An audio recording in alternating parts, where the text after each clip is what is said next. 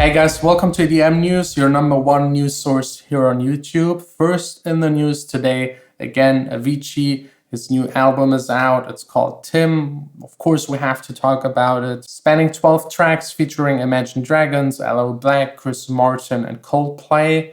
And we've been listening to it a couple of times. Still not sure about it. There's always this little voice that kind of tells me I'm not sure if actually Avicii would release a track like that. They all sound a little dated and a little like only half finished. It's definitely worth it to go check it out and listen to it if you haven't already. Next up in the news, a really sad, fatal helicopter crash at a festival. To be more precise, at the Backwoods Music Festival. They have a helicopter as like one part of the festival attraction. You can just book it and fly around it. And it unfortunately crashed, killing 3 people and injuring 1. The festival was, of course, immediately cancelled due to the rescue team being able to rescue the people without all of the lights and the music interfering with the radios. Definitely the right call to cancel the festival. Everyone was very understanding. Even the people attending the festival started a GoFundMe.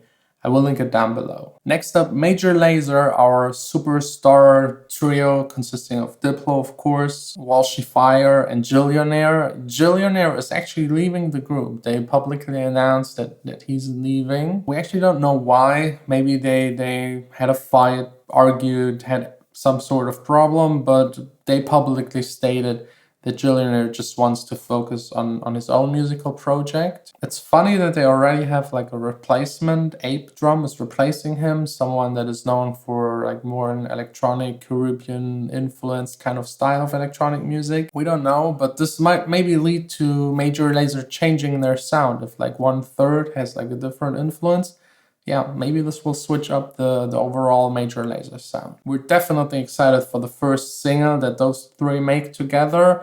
Now let's actually head over to Jeff, straight from Ibiza. He will continue the news. Thanks, John. What it is, what it was, what it's going to be, YouTube. I'm Jeff POSH. I got my nice tan here in Ibiza. The weather's beautiful. Let's talk about the news. Swedish House Mafia. Let's talk about Swedish House Mafia. So Swedish House Mafia canceled Ultra Korea on the day of the event. Sebastian Ingrosso was set to appear alongside Steve Angelo at the Club XS in Vegas, but he had failed to appear. So Steve Angelo commented on Sebastian's absence. He stated that it was due to passport issues. Swedish House Mafia fans who attended the Ultra Korea event were also in for some unexpected news. June 9th was the final day of the event. The trio broke the news via a Facebook post, but it was only seen through select regions. And at the time of writing, they did not give a specific reason as to why they canceled the event. So Swedish House Mafia officially disbanded in 2013. They came back in 2018 with a special performance at Ultra in Vegas. Since then, they announced a 2019 world tour and new music on the way. So yeah, there were issues going on at Ultra Korea. It was slated to open at 1 p.m. on the first day of the event. It didn't end up opening until 3 p.m. This caused performance cuts, and a lot of people that suffered those performance cuts were some of the local acts in that area. It appears that the main stage construction at Ultra Korea was due to the delay. They wanted to make sure it was safe and operating properly. So after all of the delays and Ultra finally opened their doors, everything went smooth and operated as planned, except for the news of Swedish House Mafia canceling their performance. So what are you guys' thoughts on Swedish House Mafia canceling the day of the event? Leave some comments below. Let's open up the discussion. Moving on. Flume. Let's talk about Flume. Flume confirms the release date of new music. The producer, whose real name is Harvey, confirmed via Twitter that he would be releasing new music on June 12th. Diligent Redditors and fans of Flume speculated heavily on the release of his new music following his March mixtape. There's no confirmation yet whether it's going to be a single, album, or an EP. Flume impressed audiences worldwide when he released his 2012 self-titled album. Since then, he's released a number of extremely successful singles,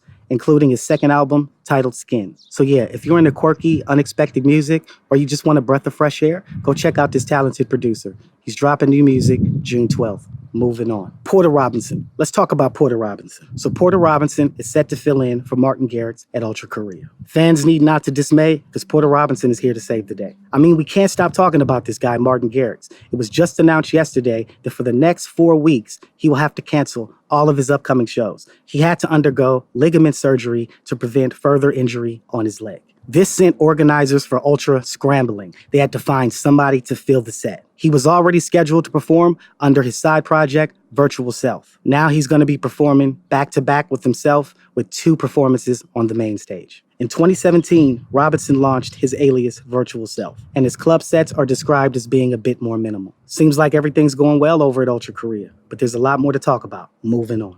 EDM beefs. Let's talk about EDM beefs. In a public social media rant, Matthew Coma airs grievances and throws a little shade at Zedd. Let's talk about why. On the anniversary of Spectrum, Matthew Coma wrote, "All of my good feelings towards these songs have disappeared." Yeah, Matthew Coma collaborates with Zedd heavily. He said he felt a bit slighted by the German superstar. He opened up about his role and he feels that Zedd is minimizing his role in their collaborations. Matthew Coma also stated that shitty people suck and when they're famous, it's hard for people to blow the whistle. At this time, Zedd has not responded publicly to Matthew Coma's open letter. So if you guys want to read more about what Matthew Coma said to Zedd, check it out on his Instagram page. Leave some comments below. Let's start the discussion. Coming to you live and direct from beautiful sunny Ibiza, Spain. I'm Jeff Posh. Thank you for watching this episode of EDM News, where it's one thing I know and 2 things it's real. If you want to hear the real, you're going to hear it here first on EDM News. You know the slogan, one ear to the streets, pulse of the culture in our veins. Let's kick it back to John. Peace. Thanks a lot to Jeff. I hope you enjoyed today's episode of EDM News. You will see us again next week, 100%. Don't forget to tune in, like, subscribe, and hit that bell icon.